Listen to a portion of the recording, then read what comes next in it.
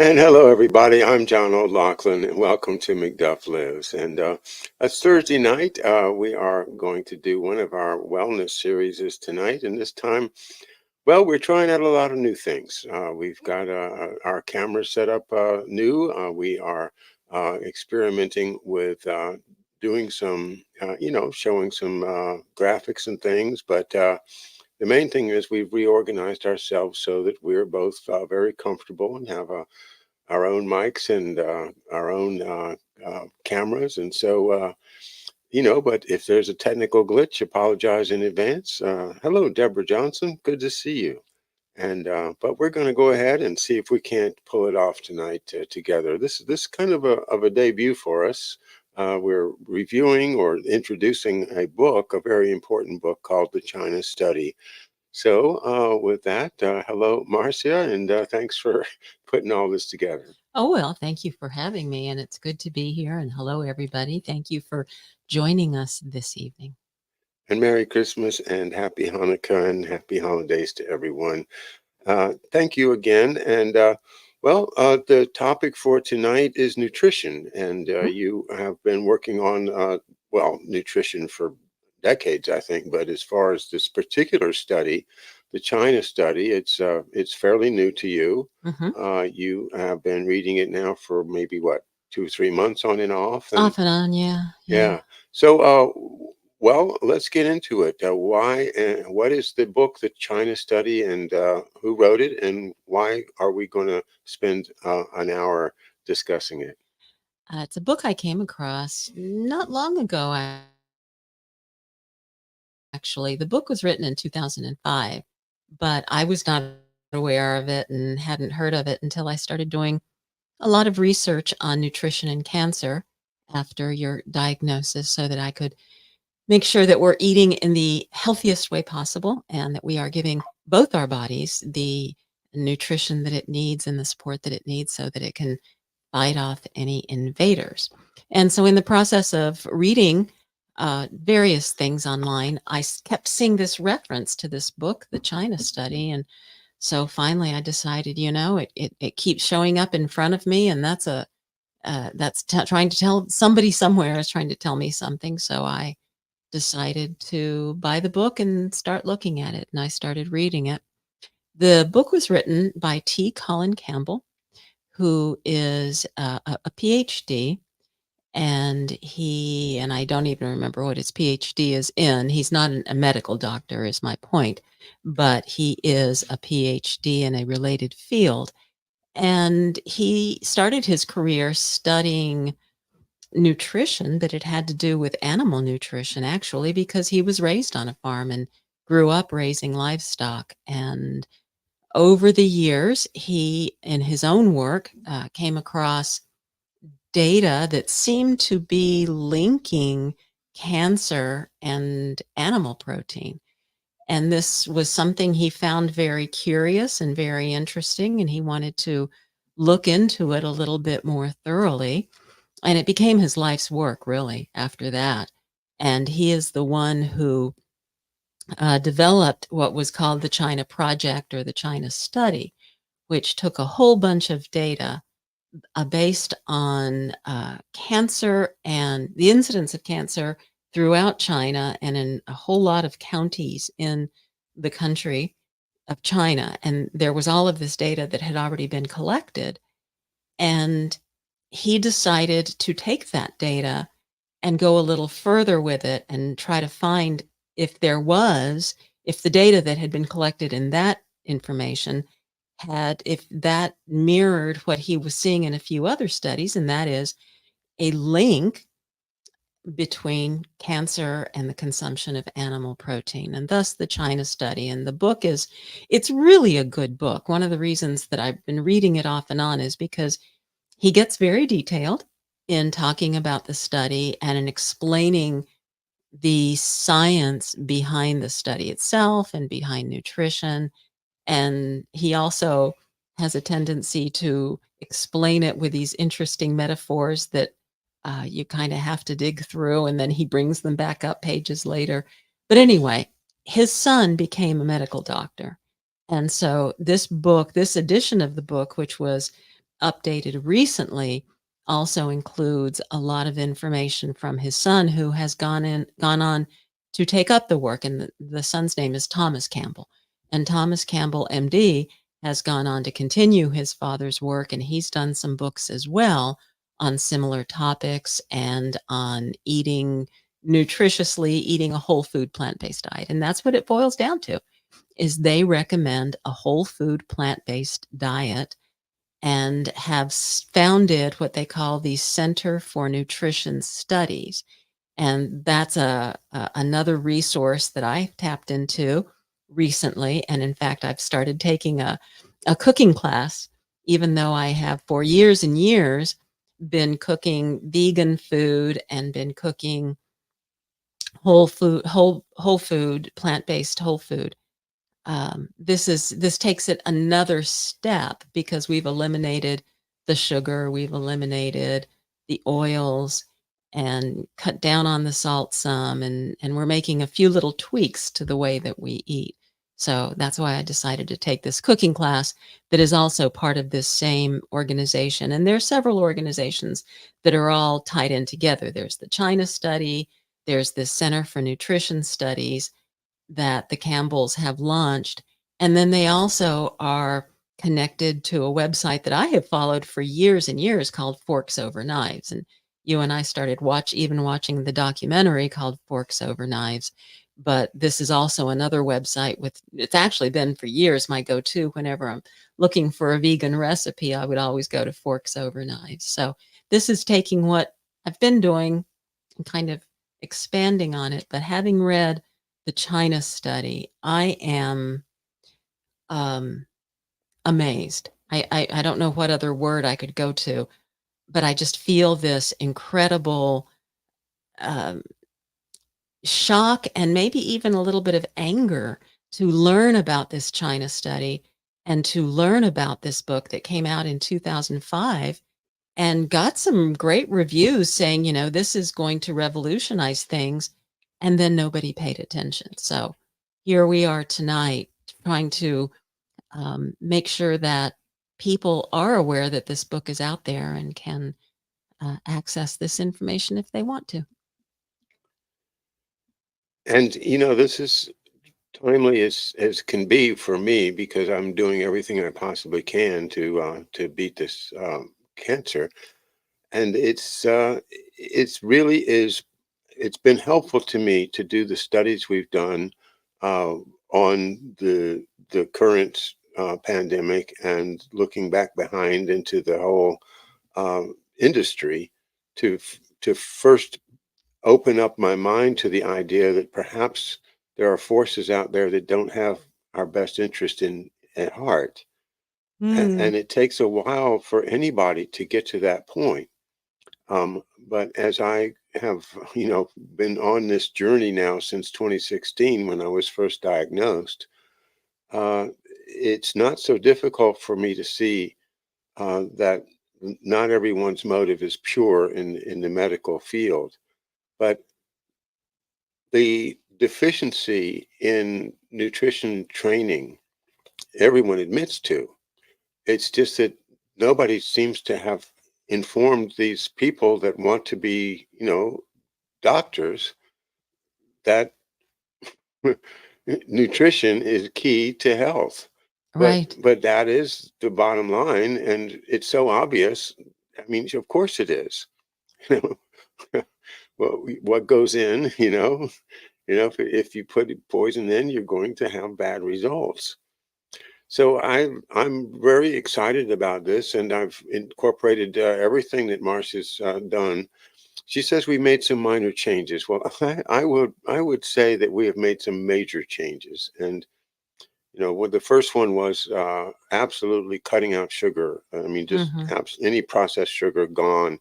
And then I had my awakening that you have to read the fine print on everything, because I was Everything. doing these wonderful Prince of Peace ginger crystals, honey ginger crystals. It said honey ginger crystals. BS. It was all sugar. Hmm. And so you have to read and study and get past a lot of crap. But we've persevered, and I think we were doing great with the sugar. And But don't assume. I mean, there's sugar in, we've bought cans of beans. I bought a can of peas not long ago that I went to look and see if it had salt in it after I'd purchased it and brought it home. And guess what? It had sugar. The kinds of things that you wouldn't think about. I mean, we all know ketchup has sugar and most salad dressings have sugar, but you just have to look at everything and we've had trouble finding vegetable stock without sugar or breads. Breads have been a big problem without sugar. right, but again, that's just a matter of there's not it's hard to find. It doesn't mean that it's not easy to make bread that doesn't have sugar. Right. It can be done. It's just that it's not marketed, and that's all just the whole the whole world's problem of nutrition, put in a nutshell right there. Hmm. Well, anyway, let's get back to talking about the book. Okay. What else did you want to know about it? Well, I think you wanted to read some and uh, probably stop and talk about it, or Hmm. Yeah, if you feel like we've introduced it sufficiently. I think so. The thing that's interesting also about this book is he writes very much in the first person. So just so as you're listening to John reading, when in the text when he says I, this is T. Colin Campbell who is talking, and he talks in the first person as he writes this book, and sometimes just by giving opinion, other times when he's talking about his work. But we thought maybe because it is a very long book and because it does get so very detailed, to start with the introduction, which kind of just gives sort of a snapshot of what this book is about. All right, so we're going to read some from the introduction to the China study by the Campbells. And we'll share the screen so you guys can see it or read it later if you like. Stop the recording and take your time with it. But here we go. Introduction. The public's hunger for nutrition information never ceases to amaze me. Even after devoting my entire working life to conducting experimental research into nutrition and health. Diet books are perennial bestsellers. Almost every popular magazine features nutrition advice. Newspapers regularly run articles, and TV and radio programs constantly discuss diet and health. On the internet, you can shop for health advice of any persuasion that suits your fancy. Given the barrage of information, are you confident that you know what you should be doing to improve your health? Should you buy food that is labeled organic to avoid pesticide exposure? Are environmental chemicals a primary cause of cancer? Or is your health, quote, predetermined, unquote, by the genes you inherited when you were born? I think that's a big question right there that a lot of the cancer specialists are really, really focused on is they, it's like they want the problem, like Shakespeare, the fault is not in our stars, it's in our genes. Yeah, yeah. Well, and I think too, that with heart disease as well. I mean, that's something that we've talked about, and that my doctor, I kept saying to my doctor, I'm vegan, and how did I have a heart attack? And oh, it's in your genes. And here I am, just turns. Well, I was 70, but I was what 50, I was 66 when I first got diagnosed with the cancer. But my genes, I had all four of my grandparents lived into their late 80s. Hmm. So genetically, I ought to be good to go. Something has intervened. Right, and That, that's a good point you know, because it started with your parents' generation. right. Their parents did just fine. They did just fine. Hmm. So many of the factors I think that are in this book are key to understanding why, two generations before me, people lived, if they lived into their 50s, they probably were going to live into their 80s. Right, exactly. Yeah. So anyway, that was my first speed bump. And that's what I call it when I see something I've just got to comment on. Do carbohydrates really make you fat? Should you be more concerned about the total amount of fat you eat or just saturated fats and trans fats? What vitamins, if any, should you be taking? Do you buy foods that are fortified with extra fiber? Should you eat fish? And if so, how often? Will eating soy foods prevent heart disease? My guess is that you're not really sure of the answers to these questions. If this is the case, then you aren't alone. Even though information and opinions are plentiful, very few people truly know what they should be doing to improve their health. This isn't because the research hasn't been done, it has. We know an enormous amount about the links between nutrition and health, but the real science has been buried beneath a clutter of irrelevant or even harmful information, junk science, fad diets, and food industry propaganda. I want to change that. I want to give you a new framework for understanding nutrition and health, a framework that eliminates confusion, prevents and treats disease, and allows you to live a more fulfilling life. I've been in the system for almost 60 years, often at the very highest levels, designing and directing large research projects, deciding which research gets funded and translating massive amounts of scientific research into national expert panel reports. After a long career in research, policymaking, and lecturing to a wide variety of public and professional audiences, I now understand why Americans are so confused. As a taxpayer who foots the bill for research and health policy in America, you deserve to know that many of the common notions you have been told about food, health, and disease are wrong. Synthetic chemicals in the environment and in your food, as problematic as they may be, are not the main cause of cancer. The genes that you inherit from your parents are not the most important factors in determining whether you fall prey to any of the 10 leading causes of death. The hope that genetic research will eventually lead to drug cures for diseases ignores more powerful solutions that can be employed today. Wow. Obsessively controlling your intake of any one nutrient, such as carbohydrates, fat, cholesterol, or omega 3 fats, will not result in long term health. Vitamins and nutrient supplements do not give you long term protection against disease. Drugs and surgery don't cure the diseases that kill most Americans. Your doctor probably does not know what you need to do to be the healthiest you can be. I propose to do nothing less than redefine what we think of as good nutrition. The provocative results of my 4 decades of experimental research, including the findings from a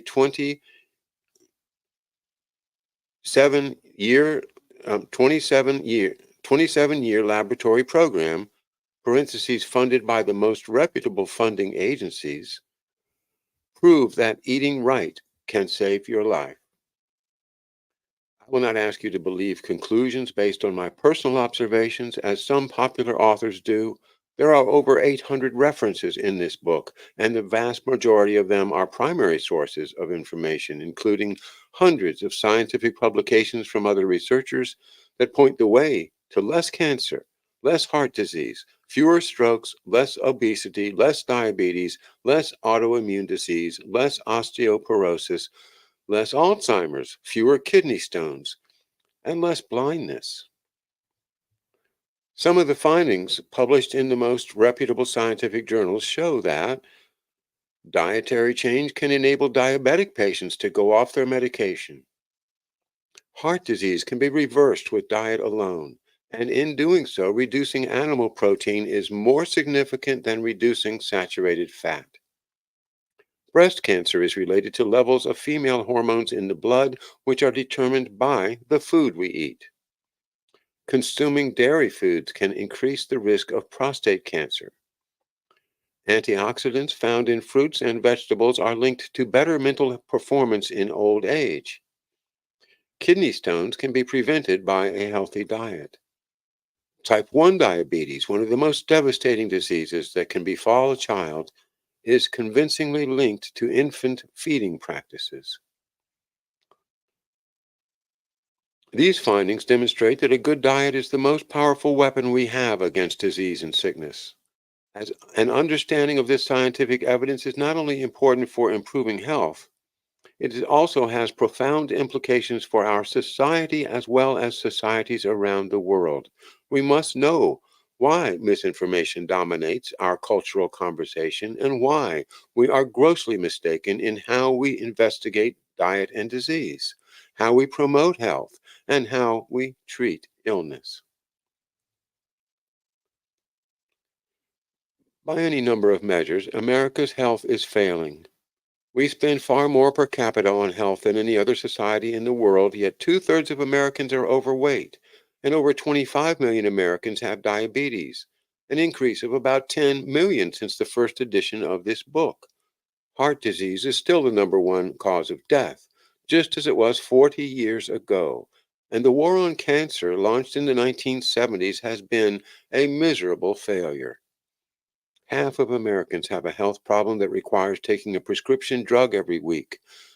Though the number of Americans with high cholesterol has been on a mysterious downward trend over the last few decades, there are still over 70 million who are living with this condition. To make matters worse, we are leading our youth down a path of disease earlier and earlier in their lives. One-third of the young people in this country are overweight or at risk of becoming overweight.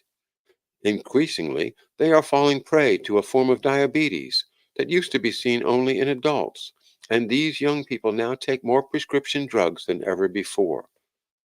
These issues all come down to three things: breakfast, lunch, and dinner. And you know what? I want to jump in there because this whole thing about taking drugs is just horrifying and breathtaking to me because the amount of money that we are spending on drugs goes up and up and up. And as we know, Big Pharma is doing everything they can to make sure that they are getting their chemicals out there and getting their drugs out there. And, I'm skipping ahead a little bit, but, I think that that's behind a lot of this is that if we eat right, we stay healthy, and we don't get disease, we don't have to take drugs. And as it says, we're spending a lot of money on healthcare, more than any other country in the world, and that number goes up. We're spending about 20% of our spending now, we individuals, is on healthcare. And that's 20% of our economy. We're spending more on healthcare than, I think we heard that statistic today somewhere, that we're spending more on healthcare than on the defense budget. Shocking, because that's pretty big, but still, and that's us. That's our money that we are spending because we're not getting the truth about why we're sick. So, excuse me for interrupting. Yeah, and it's easy to go full bore conspiracy theory about that because it just looks so suspicious. And we can dig into that. But the real content, the real importance of this book is not to show who the bad guys are that are telling us the wrong information. The important thing is to get the right information out into people's Yes. minds and to empower people to have the proper information to answer the questions that Dr. Campbell posed at the beginning of the introduction. Hmm. Yeah. Yeah. But a lot of people, I think, have so much faith in the healthcare industry. And that's a hard one for people to grasp that the medical schools, the doctors that the medical schools are producing, the pharmaceutical companies that are the good guys because they're coming up with cures. It's so hard for people to accept that those players aren't acting in their best interest. And I think that that causes a lot of resistance to information like this. I've talked about it with family members, for instance, and I learned very quickly that there wasn't a whole lot of willingness to hear it. And at one point, a family member said to me, I said something like, there's this great documentary and you should watch it. And what this person said to me was, I don't want to watch somebody else's spin. You know, they those players, you're right. It's not about finding the bad guys, it's about getting the information out there. But also I think it is important to help people embrace the fact that those who are perpetuating the misunderstanding um, are doing so because they are part of a system that has been created for a purpose other than what we thought it was, and that is to keep people healthy. Yeah. You think, this is Hippocratic oath and, all these people, they're wearing the white coats. They're the good guys, right? Right. Right. I don't know how many times I've had people, talk to me, say, "Oh, well, my doctor says I need to eat meat." Well, guess what? Your doctor's never had any nutrition training, and people don't even understand that. Yeah. And well, let's read some more. Okay. 60 years ago. 60 years ago, at the beginning of my career, I would have never have guessed that food is so closely related to health problems. For years, I never gave much thought to which foods were best to eat. I just ate what everyone else did. What I was told was good food. We all ate what is tasty or what is convenient or what our parents taught us to prefer. Most of us live within cultural boundaries that define our food preferences and habits. And that's the other thing I was going to say to your comment is that these cultural boundaries are part of who we are. And we do not Mm. want to give them up. Mhm. I mean, it's like telling you that, the world that you grew up in is made out of paper mache and it's not real, Right. and you have Right. to take down this wall in order to see reality. And he's, no, I want my wall back. I want to live in that that happy zone of my childhood where everything was good and you could trust Yes. everybody. That applies to so many things. And I don't want to leave that. Even if you Right. tell me I'm wrong, I still don't want to leave it. Yeah. Cultural boundaries. So it was with me. I was raised on a dairy farm where milk was central to our existence. We were told in school that cow's milk made strong, healthy bones and teeth. It was nature's most perfect food. On our farm, we produced most of our own food in the garden or in the livestock pastures. I was the first in my family to go to college. I studied pre-veterinary medicine at Penn State and then attended veterinary school at the University of Georgia for a year when Cornell University beckoned with scholarship money for me to do graduate research in, quote, animal nutrition. I transferred in part because they were going to pay me to go to school instead of me paying them. There, I did a master's degree. I was the last graduate student of Professor Clive McKay, a Cornell professor famed for extending the lives of rats by feeding them much less food than they would otherwise eat. My PhD research at Cornell was devoted to finding better ways to make cows and sheep grow faster. I was attempting to improve on our ability to produce animal protein, the cornerstone of what I was told was, quote, good nutrition, unquote. I was on a trail to promote better health by advocating the consumption of more meat, milk, and eggs. It was an obvious sequel to my own life on the farm, and I was happy to believe that the American diet was the best in the world. Through these formative years, I encountered a recurring theme. We were supposedly eating the right foods, especially plenty of high quality animal protein. Much of my early career was spent working with two of the most toxic chemicals ever discovered, dioxin and aflatoxin. Initially worked at MIT, where I was assigned a chicken feed puzzle. Millions of chicks a year were dying from an unknown toxic chemical in their feed, and I had the responsibility of isolating and determining the structure of this chemical. After 2.5 years, I helped discover dioxin, arguably the most toxic chemical ever found. This chemical has since received widespread attention, especially because it was part of the herbicide 2,4,5-T, or Agent Orange, then being used to defoliate forests in the Vietnam War. Wow. After leaving MIT and taking a faculty position at Virginia Tech, I began coordinating technical assistance for a nationwide project in the Philippines working with malnourished children. Part of the project became an investigation of the unusually high prevalence of liver cancer, usually an adult disease, in Filipino children.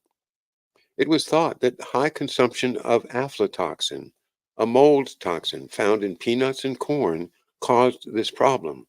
Aflatoxin has been called one of the most potent carcinogens ever discovered. For 10 years, our primary goal in the Philippines was to improve childhood malnutrition among the poor, a project funded by the U.S. Agency for International Development. Eventually, we established about 110 nutrition, quote, self-help, unquote, education centers around the country. The aim of these efforts in the Philippines was simple: make sure that the children were getting as much protein as possible. It was widely thought that much of the childhood malnutrition in the world was caused by a lack of protein, especially from animal-based foods. Universities and governments around the world were working to alleviate a perceived protein gap in the developing world. In this project, however, I uncovered a dark secret. Children who ate the highest protein diets were the ones most likely to get liver cancer. They were the children of the wealthiest families. I then noticed a research report from India that had some very provocative, relevant findings.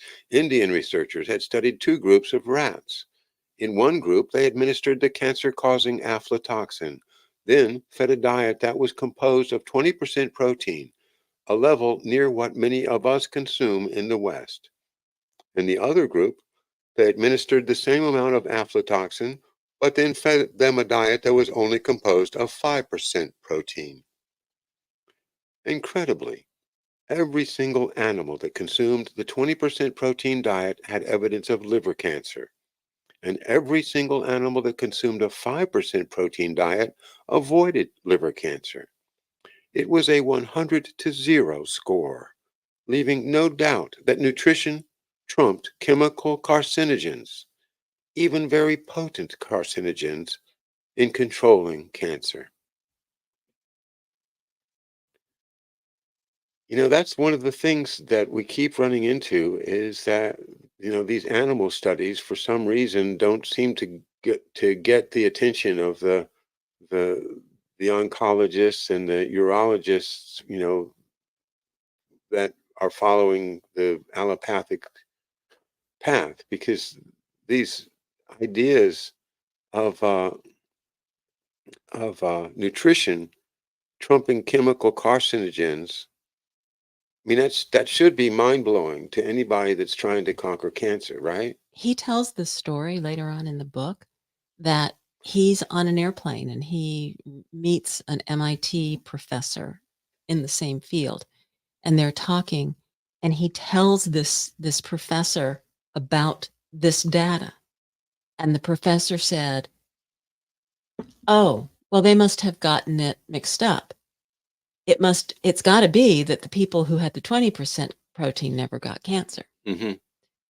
This this this scientist Mm-hmm. from a renowned university couldn't accept this data. He That was his conclusion, that the data actually had been the labels had been switched. This has to be wrong. That's how much they have trouble accepting this. Cultural boundaries. Mhm. Yeah. Mhm. But you can't have those if you're a professional Right. treating other people. You can't. You got to break down that paper mache wall and look at the reality. You got to. Mhm. Absolutely. This information countered everything I had been taught. It was heretical to say that protein wasn't healthy, let alone that it promoted cancer. It was a defining moment in my career. Investigating such a provocative question so early in my career was not a very wise choice. Questioning protein and animal based foods in general ran the risk of my being labeled a heretic, even if it passed the test of good science. But I never was much for following directions just for the sake of following directions. When I first learned to drive a team of horses, or herd cattle, to hunt animals, to fish our creek, or to work in the fields, I came to accept that independent thinking was part of the deal. It had to be. Encountering problems in the field meant that I had to figure out what to do next. It was a great classroom, as any farm boy can tell you.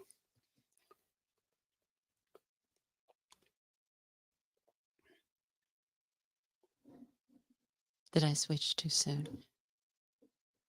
Oops, I'm not sure we're on the right page. Yeah. As any farm boy can tell you, that's in the bottom of It can tell you. that sense of independence. That sense of independence has stayed with me until today. I love that sense of independence, you know. Mm-hmm. I've always had it, I felt it, You have. for much of my life I've been, quashed under this and that, career or burden or dealing with this and that, but I've always maintained this I am independent. Yeah, you've never been one to go with the flow. You've always Right. you've always followed your own path. Well, it's I don't know where it got me, but I'm glad that this man did it because he's gotten us to writing this book. Yep. And he's a good writer, isn't he? He is. You're right. Yeah. So, faced with a difficult decision, I decided to start an in depth laboratory program that would investigate the role of nutrition, especially protein, in the development of cancer. My colleagues and I were cautious in framing our hypotheses, rigorous in our methodology, and conservative in interpreting our findings. I chose to do this research at a very basic science level, studying the biochemical details of cancer formation. It was important to understand not only whether, but also how protein might promote cancer. It was the best of all worlds. By carefully following the rules of good science, I was able to study a provocative topic without provoking knee jerk responses that arise with radical ideas. Eventually, this research became handsomely funded for 27 years by the best reviewed and most competitive funding sources, parentheses, mostly the National Institutes of Health, the American Cancer Society, and the American Institute for Cancer Research. Then our results were reviewed, parentheses, a second time for publication in many of the best scientific journals. What we found was shocking. Low protein diets inhibited the initiation of cancer by aflatoxin, regardless of how much of this carcinogen was administered to the animals. After cancer initiation was completed, low protein diets also dramatically blocked subsequent cancer growth. In other words, the cancer producing effects of this highly carcinogenic chemical were rendered insignificant by a low protein diet. In fact, dietary protein proved to be so powerful in its effect that we could turn on and turn off cancer growth simply by changing the level consumed. Furthermore, the amounts of protein being fed were those that we humans routinely consume. We didn't use extraordinary levels, as is so often the case in carcinogen studies. But that's not all. We found that not all proteins had this effect. What protein consistently and strongly promoted cancer? Casein, that's CASEIN, which makes up 87% of cow's milk protein, promoted all stages of the cancer process. What type of protein did not promote cancer, even at high levels of intake? The safe proteins were from plants, including wheat and soy. As this picture came into view, it began to challenge and then to shatter some of my most cherished assumptions. These experimental animal studies didn't end there. I went on to direct what was, at the time, the most comprehensive study of diet, lifestyle, and disease ever done with humans in the history of biomedical research. It was a massive undertaking, jointly arranged through Cornell University, Oxford University, and the Chinese Academy of Preventive Medicine. The New York Times called it the Grand Prix of epidemiology. This project surveyed a vast range of diseases and diet and lifestyle factors in rural China and 6 years later in Taiwan. More commonly known as the China Study, this project eventually produced more than 8,000 statistically significant associations between various dietary factors and disease. What made this project especially remarkable is that among the many associations that are relevant to diet and disease, so many pointed to the same finding. People who ate the most animal based foods got the most chronic disease. Even relatively small intake of animal based food were associated with adverse effects. People who ate the most plant based foods were the healthiest and tended to avoid chronic disease. These results could not be ignored. From the initial experimental animal studies on animal protein effects to this massive human study on dietary patterns, the findings proved to be consistent.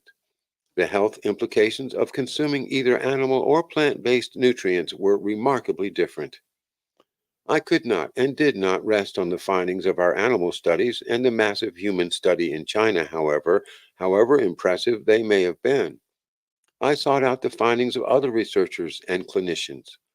The findings of these individuals have proved to be some of the most exciting findings of the past 50 years. These findings, the contents of part 2 of this book, show that heart disease, diabetes, and obesity can be reversed by a healthy diet. Other research shows that various cancers, autoimmune diseases, bone health, kidney health, vision, and brain disorders in old age, like cognitive dysfunction and Alzheimer's, are convincingly influenced by diet. More importantly, the diet that has time and again been shown to reverse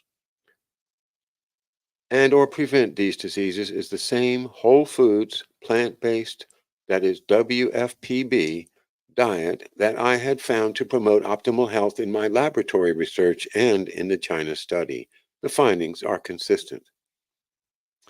Yet, despite the power of this information, despite the hope it generates, and despite the urgent need for this understanding of nutrition and health, people are still confused. I have friends with heart disease who are resigned and despondent about being at the mercy of what they consider to be an inevitable disease. I've talked with women who are so terrified of breast cancer that they wish to have their own breasts, even their daughter's breasts, surgically removed, as if that's the only way to minimize risk. Pardon me.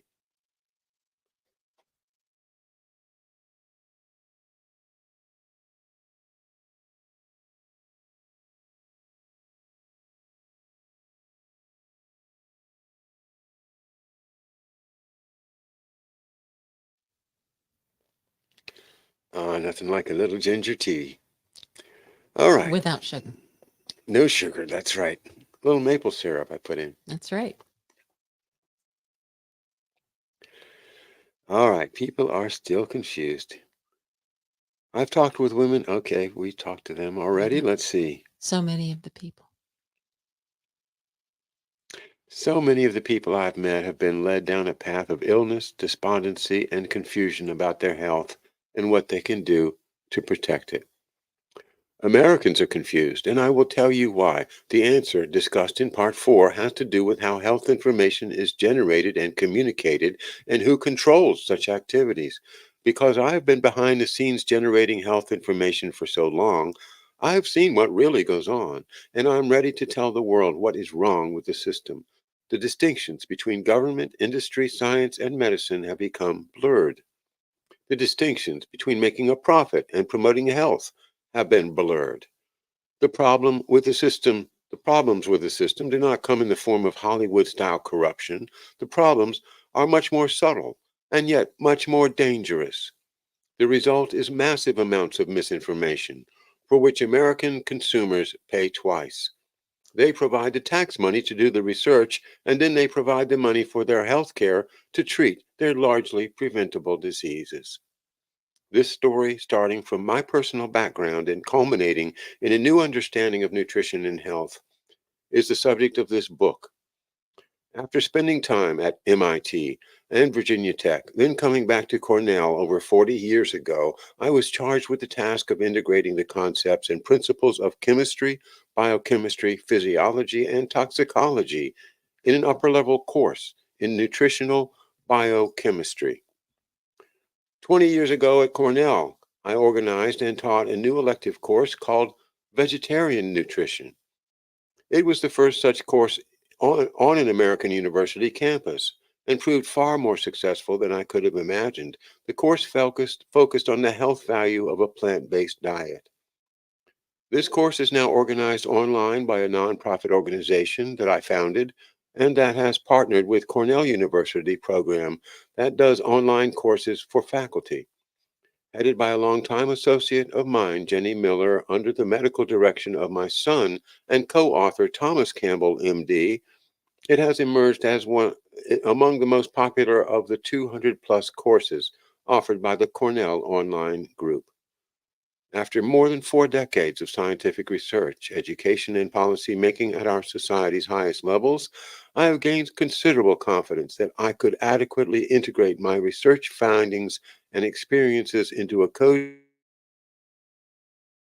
story. Many readers of the first edition of this book and viewers of 3 especially successful documentary movies in which our work was featured, Forks Over Knives and Plant Pure Nation in the United States, directed by my son Nelson, and Planeat, that's Planeat in England. I guess that's an English pun. Planet, Plan eat, Planeat. planet, or maybe it's a play on the word planet. Pl- But yeah, planet. the Yeah, there you go. Planet. Planeat in England. Yeah, that's what they do in England. They eat plants. Have told me that their lives have been changed for the better. And many I and Tom intend to keep doing in this second edition. I hope your life is changed as well. You know, just to going back, go back one page for me, would you? Oops. Uh-oh. Well, maybe not. Let's see.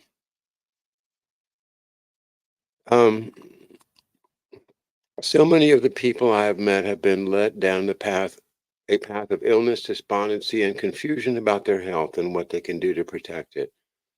And I think that's, a quote worthy of putting on the wall of medical institutions. The people people are led down a path of illness, despondency, and confusion. And I've sensed that despondency. And I've Mm. certainly sensed that confusion, Mm-hmm. you know, because what I'm looking at is I have we're trying to do what our good friends Nick and Karma Doc and Apothecary they call integrative medicine. That the things that we do that because we're on YouTube, I won't describe in detail the names of the things, but these things are not accepted by the lab coat people. Mm-hmm. Yeah. So the stuff that the lab coat people say is not integrated with the stuff that the the angels, I will call them, say. And there's just the desire to put it all together and say, look, let's all just sit down and figure it out together. Let's all Mm-hmm. just sit down and cross our legs and maybe relax and maybe do a charrette. Let's go to the Omni and some nice, resort town, and all of us just settle down and compare notes and say, here's what we should be working on, to do the health thing instead of doing the profit thing. Right. Right. Well, and despondency. I'm glad you picked up on that Yeah, because because I have had that feeling. yeah, Yeah, the first time I had it was when we were in the urologist's office, and when he was telling us, of course. and I mean that there's nothing worse than being told that your life expectancy is your days are numbered. Right.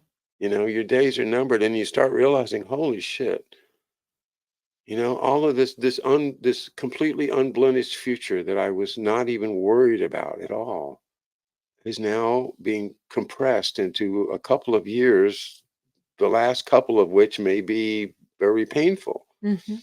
And no, I mean, not only is that depressing, it's so depressing that if I didn't have, the alternatives and the people that have been helping me to work on, things like vitamins and et cetera, what I won't mention, Mhm. I would be despondent. But as I said to Karma Doc one time, I said, the only time I really feel like I'm in danger is when I'm talking to my urologist. Because Right. it's like Right. the rest of the time I think, hey, this is working. I'm fine. I'm fine. There's nothing wrong with me. I Right. feel I feel fine, you Do know? do you remember, and I don't know, you may not have even noticed it, I don't think I even ever pointed it out to you, when we went to see that oncologist and we were sitting in the waiting room, Yeah. and over in the corner of the waiting room, there was a middle-aged couple, maybe 10, 15 years younger than us. And, clearly one of them was sick. It was hard to tell which one, but they were the picture of despondency. They were holding each other. They were, somehow had their arms linked, sitting there waiting for something. And I remember seeing that thinking, is is that going to be you and me in a few years? There they were, I think, probably waiting for, one of them to get their chemo. But they were despondent, and I think that's what happens to people when they get this horrible news, like you said, like you did. And that's, I think, how, both of us felt, you and I, but, especially you, because you're the one that's had this diagnosis, and you feel that you are totally in the hands of some bigger force. And in this case, that bigger force is the medical system. Well, or just the mysterious force of cancer, Mhm. just you picture cancer as this kind of agent of death that's just kind of like this evil spirit that has invaded my body, Right. and that's what I think of as the thing that's controlling me. It's not the medical system in my case. Mhm. It's that there's these this these bad things in there. My mother, when she had cancer, said she felt like her body had betrayed her. Yeah. Well, she probably had pain. I don't. I'm so far I'm very fine. I'm not suffering. Yeah. Yeah. But I could certainly understand that would be the kind of bitterness that I would feel if I weren't feeling well, if I were noticing that I was getting worse. Mhm. But thank goodness, I think we're now in a pretty safe zone for doing what we're doing, and at least for if I could say I'm not worried about it for the next couple of years, then that's pretty darn good. Well, and then when I read some of the stuff that's in this text, but especially how, in that study, the the study subjects who only had, what was it, 5% of their diet was protein, Hmm. zero cancer. Yeah. And he talks later on in the book, he talks about, there's the start of cancer, but then there's the promotion of cancer, the cancer grows, and how, um, not only his work is showing how, um, the reduction in protein in the diet, but also eliminating all animal protein, not only inhibits the cancer from starting, but even once it does start, you can inhibit the growth of the cancer by cutting out the protein. And to me, that just feels so hopeful. it means that we can make changes, and these changes that we are making in our household is going to have some positive effects for you. Yeah, and people that are following along, well, the next milepost for me is not until next July when I will have a PET scan, and we'll see what the scan shows. But at this point, our everything is going very well. So don't worry, but keep us in your thoughts and prayers. We do appreciate it. Absolutely. And study this book, the China Study, and try to, let go of some of the things that maybe it's hard to let go of. But if you study this, and Marcia has, and you come away with this is a very large study. This is, not just one study. This is not just one expert. This is a huge and should be a historically important watershed in the Hmm. history of nutrition. And to look at it that way and try to, adjust as much as you can accordingly, I'm sure you'll benefit from it. And it's not a big loss. I don't mind not eating the stuff I used to eat. I don't mind it. Yeah, no, I think, and as we learn uh, more ways to do things, like cutting out the oil has been a bit of a challenge for me because I do like to spray a little bit of olive oil on, the potatoes before I air fry them, and Oh, I you know, love oil, so olive oil. as we learn how to cook without that stuff, and I get better and better at it, hopefully, then it won't be so hard. But I do want to mention a couple of websites, because there is that center this that both the Campbells, T. Colin Campbell and Thomas Campbell, started, and that's the Center for Nutrition Studies. It's CN, I think it's CN Studies actually is the website. Let me just go here and look. Um, no, I have that wrong. That's CN Studies is Center for something else. So, but anyway, I let me just get this. And I apologize. I should have done that before, but it is nutritionstudies.org. And that's a wonderful website with lots of information from Colin Campbell. And then Forks Over Knives is the other one. That's the website is Forks Over Knives, forksoverknives.com. And then also the documentary Forks Over Knives that, I think is a lot of really good information. Those are two websites that are good sources of information, as well as the book, The China Study. All right. Well, we'll add those references to the show notes after the show, and you guys can check that out on your own. Well, Marcia, it's been a pleasure. Thank you so much. I think technically we did pretty good. I didn't notice any real glitches or anything, and that's one down. And thank you I so think much. so. Yeah, and Yeah. thanks for letting me join you. Oh, And yeah. thank you, everybody out there who has been along with us for this ride. All right. Yeah, I've been looking forward to this really, and thank you so much.